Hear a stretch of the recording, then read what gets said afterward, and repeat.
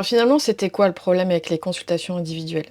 Le problème, c'est que pendant des années, j'ai vu des patients, des patientes entrer dans mon cabinet plein d'espoir. Finalement, j'en ai aussi vu repartir avec beaucoup plus de questions que finalement de réponses aux questions qu'elles avaient en arrivant. Pourquoi? Parce que quand je recevais des patients pour des consultations en micronutrition, que ce soit en perte de poids ou pour d'autres motifs de consultation, hein, finalement, ma première consultation durait 1h30. C'était bien trop court parce que moi j'ai plein de choses à dire sur le sujet.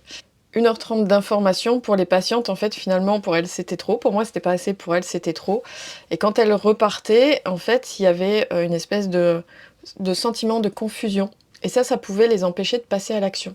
Donc moi, j'étais frustrée parce que je racontais pas tout ce que je voulais raconter sur le sujet, et elles étaient frustrées parce que finalement, elles savaient pas par où commencer quand elles repartaient.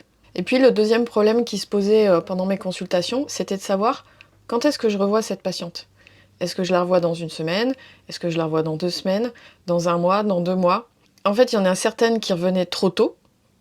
Elles avaient réussi à passer l'action, elles avaient mis des choses en place, mais c'était trop tôt pour voir si c'était efficace ou pas. Il y en a qui revenaient trop tard, qui n'avaient pas réussi à passer l'action. Du coup, pendant le laps de temps, il s'était rien passé. Quand elles revenaient, elles étaient frustrées, et moi aussi j'étais frustrée parce qu'il s'était rien passé. Vous voyez le problème?